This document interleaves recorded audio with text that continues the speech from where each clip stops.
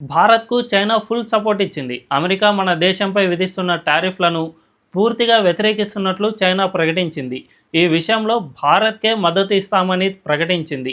భారత్లోని చైనా రాయబారి జూ ఫీహాంగ్ ఈ ప్రకటన చేశారు. స్వేచ్ఛా వాణిజ్యం వల్ల ఎంతో ప్రయోజనం పొందిన అమెరికా ఇప్పుడు ఆయా దేశాలపై సుంకాలను ప్రయోగిస్తోందని చెప్పారు.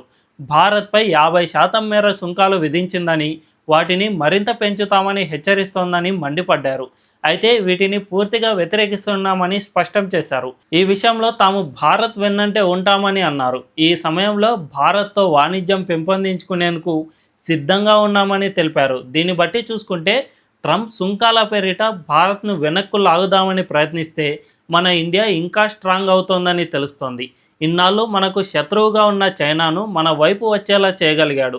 రష్యా కూడా ఇప్పుడు ఆయిల్ను డిస్కౌంట్ రేట్ మరింత పెంచింది.